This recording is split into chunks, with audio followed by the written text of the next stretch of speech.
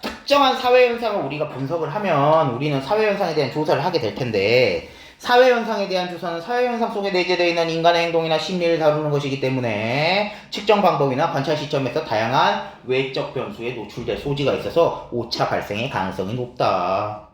사회현상 조사에서 오차는 측정하려는 현상의 실제값, 즉 참값과 측정의 결과값 사이에 차이가 나는 것을 가리키게 되는데 정의 하나 날려놨고요. 참값과 측정의 결과값 사이의 차이. 사회현상 조사에서는 특정하고자 하는 대상의 속성을 규명하기가 어렵고 측정 도구도 완벽하게 개발되기 어려우므로 측정상의 오차가 모든 경우에 발생할 수밖에 없어. 거의 모든 경우. 자, 이러한 오차 발생의 원인으로는 몇 가지를 얘기할 수 있겠다. 속성 규명이 어렵거나 완벽하게 개발되기 어려워서 생기는 것도 있겠지만 더 상수를 해보겠다. 그럼 그 원인들 얘기했겠죠. 그치? 그러나 이제 여러분이 조금 하시면 좋겠다 싶은 거는 중심축을 보는 거야. 자, 다음 문단에서 그러면 원인이 계속 나오나? 첫 번째 원인, 두 번째 원인 이런 식으로 하고 있냐? 아니면은 여기서 그냥 원인 퉁치고 있냐? 그러면은 만약에 후자라면 새로운 얘기가 더 들어가니까, 그죠? 뒤에 방법론을 또 열심히 또 해야 되겠다라는 생각을 가지고 여기는 그냥 원인들 나열 정도 해놨겠구나. 맞니? 이 정도 생각하는 건데 만약에 첫 번째 원인이라면 그러면 거기에 중심축이 엄청 있는 거죠. 한 문단에 원인이 하나씩 배정되든지 이런다면 됐어요? 그러니까 문단이 몇 개냐 그거에 해당되는 문단 속성이 몇 개가 있느냐만 봐도 중심축이 어느 정도가 되는지 우리가 볼 수가 있어. 그러면 여기는 하나야 다시. 그쵸? 왜? 다음 문단 보니까 어때요? 유형이 나오는 거니까 메인은 다시 여기지. 근데 이거는 당연히 문제 하나 정도의 가치가 있는 거지. 그죠? 그렇게 생각해 볼 수가 있습니다. 자, 먼저 측정 방법 자체가 잘못됐다. 조사의 목적에 맞지 않는 방법을 사용해서 측정자의 의도나 측정하고자 하는 내용이 명확히 전달되지 않고 측정 대상자마다 다르게 해석해서 결과가 왜곡되는 경우가 있을 수 있다. 좋아. 예를 들어 얘들아 소득을 측정할 때 명목 금액인지 실제 수령 금액인지를 명확히 하지 않으면 다르게 해석될 수 있다. 여러분 세정과 세우라는 말 알고 있나? 나중에 여러분도 당연히 다 근로자가 됩니다. 다 근로자가 될 텐데 이제 임금계약 때 하실 거 아니에요? 계약서 쓸 거 아니야. 그럼 대부분 뭐죠? 명목 금액은 세금을 제외하기 전이에요. 세금 떼기 전이야. 우리나라는 원천징수제라고 하는데 사업자가 봐봐. 우리 내는 사람이 다 근로자가 다 지 제외할 세금 이렇게 해가지고 내는 건 불편하지. 그러니까 회사가 있으면 거기 고용되는 애들 거의 세금을 한 번에 애들이 제외하고 월급을 줘요. 이걸 원천징수라고 그래. 그리고 기업가가 세금 내면 되는 거지. 얘네들. 그게 훨씬 더 빠르잖아요. 그죠? 줄 때 세금 제외하고 주는 거지. 보통 명목 금액은 세금 제외하기 전 금액. 그 다음에 실제 수령은 세금 제외한 후. 그래서 세후야. 세금 제외 전, 세금 제외 후. 됐어? 그러면 세후가 좋아, 세전이 좋아? 세후가 좋죠. 세후가 실질 금액이야.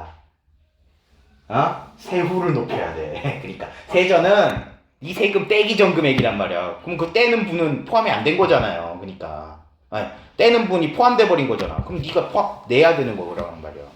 세금 제외 후 금액이 진짜 실질 금액이죠. 하지만 계약서 쓸 때는 대부분 다 세전으로 계약합니다, 여러분. 세후로 계약해주는 바보가 어디 있겠어요. 그런 양심 기업은 없어요. 그러니까 세전도 잘 올리시고. 당연히 그러니까 이 제외분이 얼마인지 알아야죠. 이제 임금 협상을 열심히 하시고 이런 얘기. 됐어?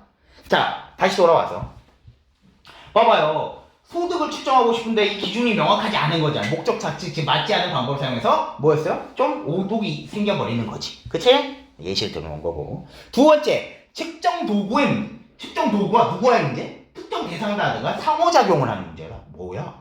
측정 도구에 익숙해졌다는 게 그런 말이구나. 자, 예를 들어서 어느 학교, 우리 초중고 학생들의 영어 실력을 측정하고 싶어. 근데 다양한 측정 도구를 사용하지도 않고 반복적으로만 듣기 문제를 계속 측정 도구로 삼으면 다섯 번 쳤다 하면 다섯 번째가 제일 결과가 좋겠죠. 평균적으로 생각을 해보면. 왜? 초중고의 그 라디오 음질 상태, 발문의 상황 이렇게 다 한 번, 4번 정도나 경험을 해봤을 거니까 다섯 번째가 오히려 더 좋아버리고 첫 번째가 안 좋고. 어때요? 친숙해져 버려서 그렇죠? 맞니? 좋았어. 자, 셋째. 조사자. 자, 이건 측정 도구의 측정 대상자가 익숙해져서 생기는 오차라면 세 번째는 뭐죠? 조사자와 측정 대상자 간의 친숙한 정도겠죠. 그래서 오차가 발생할 가능성이 있다. 왜? 조사자의 태도, 조사자와 특정 대상자의 관계 이런 거에 측정 대상자가 영향을 받으면 조사 결과가 달라질 수 있다. 어? 자, 임수인이 수업 만족도 조사를 한다 그래. 초음고야. 어? 근데 지금쯤 와가지고 딱 하면은 여러분들 어때요? 나랑 친하니까 뭐야 빵점 주는 애는 없겠지. 아 물론 있나? 정진영 이런 애도 빵점 주죠. 빵점 주고 자기는 나 아니에요. 어떤 놈이 됐어요. 하지만 속으로는 내가 했지롱. 이 새끼 맨날 나한테 잔소리나 하고. 오해예요. 오해야? 네. 그럼 너는 뭐야 빵점 안 줄 거야? 네. 그러면 안 된다고. 그러면 오차 생긴다고. 그러면 친숙해져 버렸잖아요. 객관적이어야 한다는 얘기인데 그게 힘들다는 거죠. 조사자랑. 그지? 자, 오케이. 네 번째, 사전에 조사와 관련된 조건을 동일하게 정해주지 않으면 측정 시점이나 기간, 답변 시간 등에 따라 측정 결과가 왜곡될 수가 있어. 조건이 동일하지가 않은 거네. 그지? 응. 자, 그 다음에 측정 기간이나 시간에 따라 측정 대상자의 경험이나 기분 등이 측정에 영향을 미칠 수 있기 때문이다. 초음고 애들한테 오늘 조사하고 내일 조사하고 막 이래. 막 이렇게 되면은 갑자기 또 아까 만족도도 그런 거지만 기분 갑자기 오늘 더러워. 근데 임신이 이 새끼가 갑자기 조사한다네? 에라이 씨 별점 테러 나가더라. 그래 빵점. 그래가지고 이제 난 이제 원장님 앞에서 이제 엎드려 뻗쳐 하겠죠. 선생님이 벌칙을 수행해야겠죠? 그러면 이제 나 어떻게 하겠어? 깍지 낄까요 원장님? 이러고 또 깍지 끼고 엎드리겠죠? 자, 아시겠어요? 이거는 조건을 동일하게 설정을 안 해서 오차가 발생할 수 있다. 다섯 번째는 어떻습니까? 측정 대상자가 있는 환경에 영향을 받는 것이고 지역이나 공간 상황 등에 대해 결과 판이하게 나타날 수가 있다. 아이고, 이런 게 다 오차를 발생시키는 원인들이 있었구나. 한번 읽어봤으면 되는 거고요. 적용할 문제 있겠죠? 그럼 그거에 따라서 적용만 하면 되는 판이한 경우, 아주 쉬운 경우, 판이하기 쉬운 경우. 자, 이제 중심축이 나와.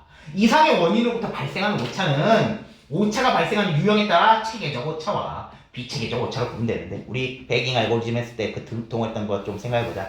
자, 사실은 이게 편향 오차야. 우리 그 글에서는 뭘로 나눴지? 응답하느냐 못하느냐 뭐 이런 부분 때문에 배제 오차랑 무응답 오차가 생겼잖아. 근데 거기에서도 설명할 때 편향과 무응답으로 또 나눠가지고 사실 4개로 분류를 한 거잖아. 그지? 사실 여기서 얘기하는 체계적 오차는 편향 오차예요. 비체계적 오차는 그럼 뭐겠어? 분산 오차야. 체계적 오차는 오차가 항상 일정한 방향으로 일어나서 측정 결과가 참값으로부터 한쪽으로 이렇게 편향되게 생기는 오차를 얘기한다. 쏠려 이 오차가. 값들이 쏠려서 다르게 나타나. 참값과. 따라서 측정 결과로 자료의 분포가 한쪽에 모여있을 경우는 편향되어 있는 쪽으로 그래프가 높게 나타나지. 치우친다는 얘기네요. 어떻게? 참값으로부터 한쪽으로 편향된다. 참값일 수도 있겠지만 이쪽에 쏠려있을 수도 있겠지만 아닌 쪽으로 좀 쏠리겠죠? 그치? 맞니? 오차니까 직접값과 이건 다른 거잖아요. 그죠? 근데 그 오답의 방향성은 좀 쏠려있다.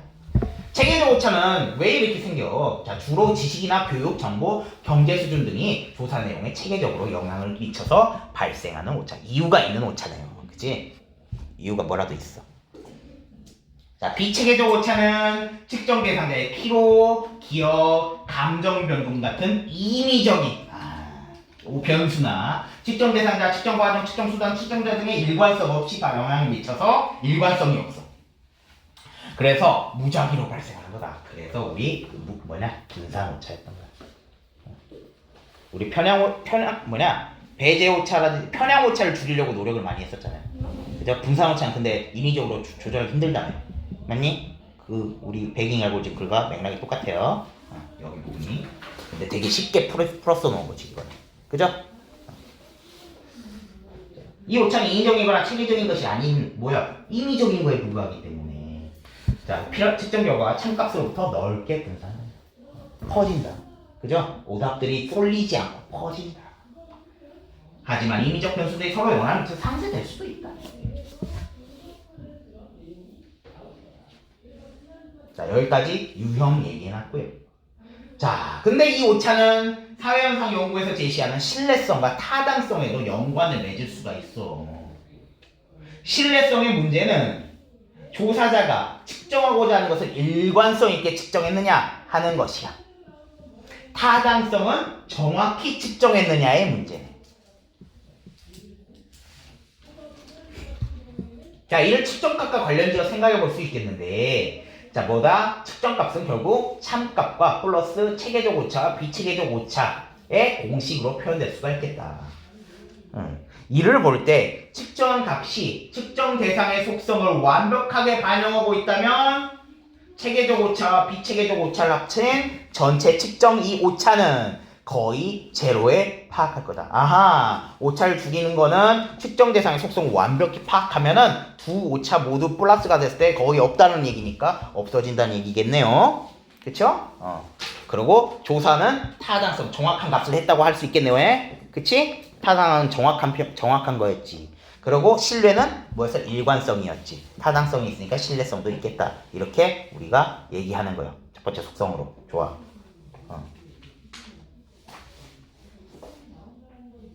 한편이니까 첫 번째 경우 끊고 생각했어야지. 자, 뭐 어떤 측정 대상에 동일한 속성을 동일한 측정 도구를 가지고 여러 번 측정을 한다. 이번에는 여러 번. 첫 번째는 어떤 거 측정 대상의 속성을 완벽히 파악해서 측정하는 거. 그러면 이렇게 결과가 되는 거고. 근데 두 번째 케이스는 어떤 거? 동일한 속성을 그냥 동일한 도구로 여러 번 수행한다. 자, 그렇게 되면은 동일한 걸로 했으니까 신뢰성 올라가 안 올라가? 일관성 있어 없어? 일관성. 동일한 걸로 여러 번 했다며. 동일한 대상한테. 신뢰성은 있죠. 그치? 자, 신뢰성은 그래서 있어. 그리고 값들이 또 동일하다면 여기에 또 조건 하나 더 달았어요. 값들이 서로 심지어 측정 값들이 또 동일까지 했어. 오케이. 이것까지 만족해야 되네. 여러 번이고 값들 측정 값들도 여러 번. 측정 값이 동일. 거의 동일하면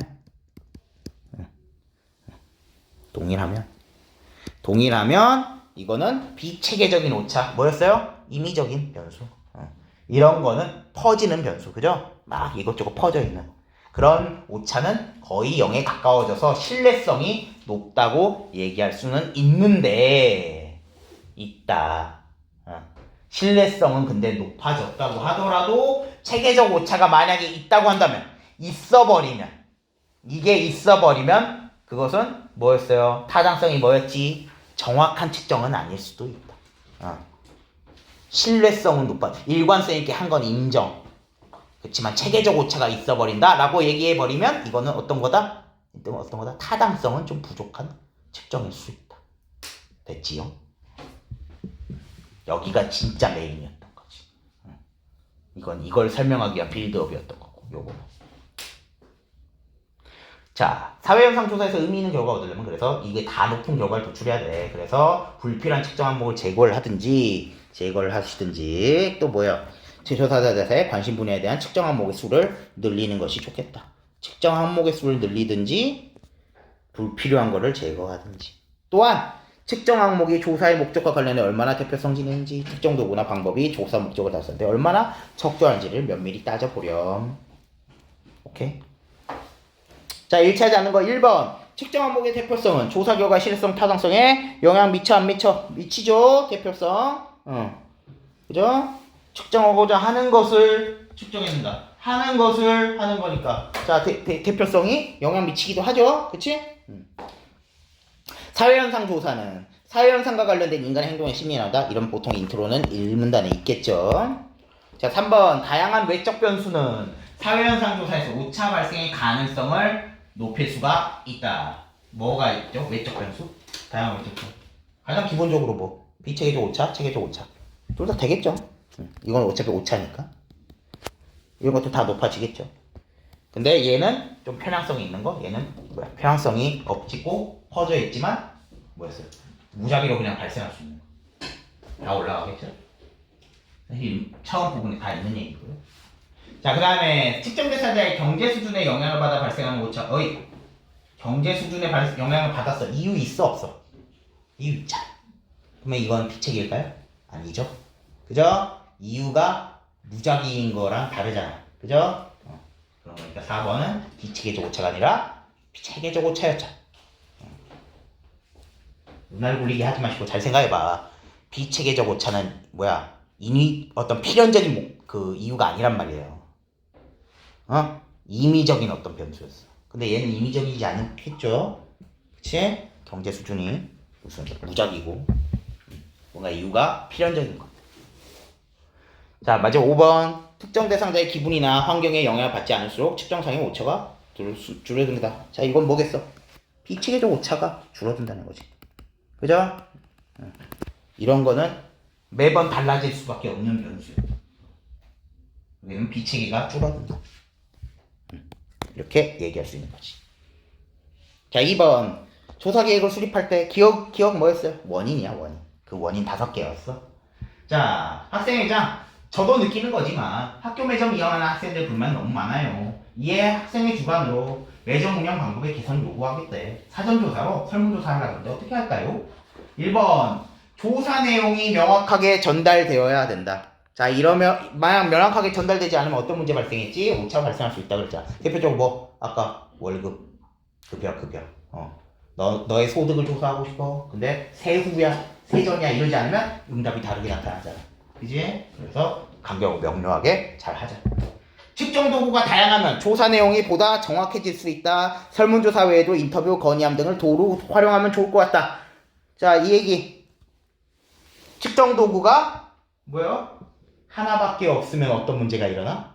그걸 뒤집은 거잖아. 측정 도구가 측정 대상자 간에 친숙한 정도. 듣기 평가로 내가 얘기했던 거 있지. 그죠? 두 번째네. 그래서 다양하게 측정하자. 3번. 조사자의 태도에 따라 친구 답변 달라지는 거 뭐였어? 조사자와 그 조사 대상자 간의 상호작용. 자, 그러니까 어떤 수준과 태도를 할 것인지 대해서 미리 정해두는 게 좋겠습니다. 일관되게 뭘 해야 돼. 그러니까 태도가 어떤 놈은 그냥 무조건 친절하고 이러면 안 되고 표준적인 틀로 딱 해야 된다는 얘기겠죠? 4번. 조사하는 시점이 점심시간 전인지 후인지에 따라서 달라질 수 있다. 상황이 다른 거. 답변 내용은 다를 수 있다. 그러니까 일률적으로 정하자. 오케이. 마지막 5번. 조사 대상자의 관계를 살펴볼 때 실시하는 학생의 의도가 잘 반영될 수 있도록 친한 친구들만 하자. 야이씨. 3번 그 얘기 아닌 거잖아. 그죠? 친숙하면 안 된다니까. 조사자랑 조사 대상자가. 근데 친숙한 사람만 고르겠다? 말도 안 되는 소리. 5번 틀렸어. 3번이 메인이겠네요. 보기는 A를 바탕으로 그린 어느 사회조사의 확률 분포도다. 윗글 참고해서 가나를 이해해보자.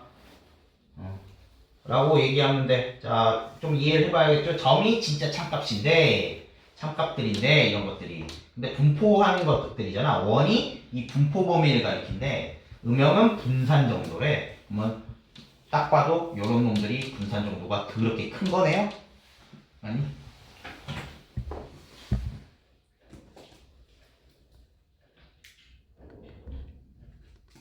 그러고 어디에 쏠려있는 오차가 있어? 그러면 어때? 편향 오차겠지. 그쵸? 분포가 이렇게 넓으신 것들은 분산 오차겠죠? 그쵸? 분산 오차가 분산 오차래. 비체계적 오차겠지? 본문틀로 보면 이거는 체계 오차일 거고 이게 이런 놈들이 체계적인 오차를 좀 낼 거고 이건 그런 거고 제일 좋은 게 뭐야? 이거지? 딱 정답에만 몰려있는. 자, 가는 나에 비해 어떻습니까? 측정값들이 편향돼 있으므로 체계적 오차가 더 크다고 얘기할 수 있겠다. 측정값들이 편향돼 있다. 자, 쏠려있는 경향을 생각해봤을 때 밀집도가 높다 이렇게 더 진하잖아. 지금 운영이 얘보다 더 진하지. 진한 것만 더 있지. 이렇게 음영 부분이 따로 있는 건 얘만큼 더 분산됐다는 얘기죠. 근데 얘는 진하게 여기 딱 쏠려있잖아. 가가. 그죠? 음영이 더 진할수록 밀집도가 더 높다. 더 편향돼 있다는 얘기니까 이 두 개 비교해보면 가가 더 체계적 오차는 크구나. 비체계적 오차는 적겠구나. 그죠? 그렇게 생각하면 되겠고요. 자, 나는 다에 비해서 측정값들이 넓게 분포되어 있으면 그죠? 퍼져 있잖아 이만큼이나. 그러니까 B체계도 오차 크다. 3번 나와 라는 측정값의 분포 범위의 크기가 비슷해서 나와 라가 크기가 비슷해서 비체계적 오차가 비슷하다? 아니, 체계적 오차가 비슷하다? 말이 안 되죠? 분산 정도가 뭘 의미하는 거야? 비체계 오차인데 분포 범위 얘기했으면 뭐야? 비체계적 오차를 얘기해야지.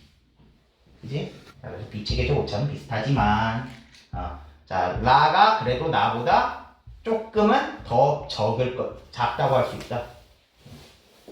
비체계적 오차. 사실 우열 비교한 게 또 말이 되려나 모르겠네요. 근데 그나마 얘는 좀 공식축이니까 뭐 둘 다 분산이니까 이 비체계적 오차의 분산도는 조금 그래. 근데 만약 해본다면 더 작다 정도 수준은 괜찮을 수도 있어. 괜찮을 수도 있어. 근데 적어도 요거를 이렇게 얘기하면 안 되지.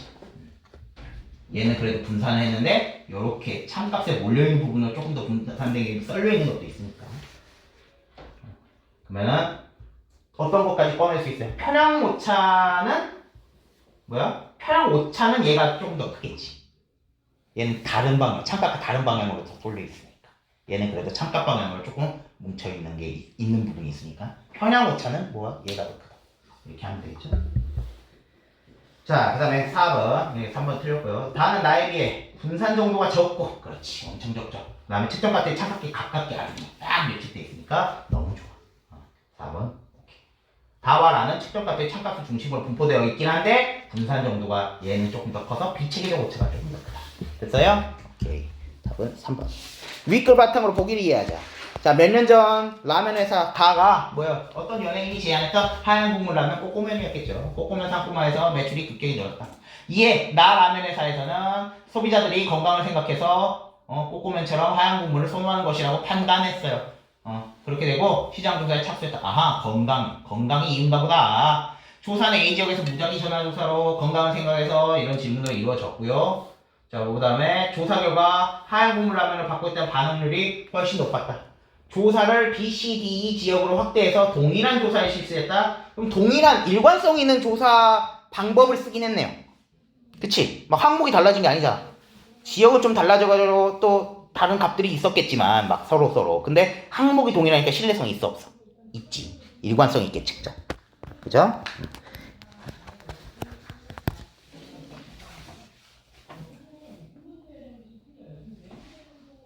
자, 그래서 A 지역과 유사한 측정값을 얻었어. 좋아. 조사 결과를 바탕으로 나 라면 회사에서는 하얀 국물 라면 세모면 나가사키 짬뽕면을 출시했다. 그러나 이 짬뽕면은 반짝 인기를 끌어쓰은 판매량이 저조해서 시장에서 사라지게 되었다. 뭐야? 하얀 라면은 바꾸기 있다며. 근데 뭐였어? 제품을 출시했는데 다른 파생 상품을 출시했는데 다른 제품을 출시했는데 하얀 국물. 근데 얘는 사라짐. 신뢰성이 올라갔어도 타당하진 않은 조사였네요. 그죠?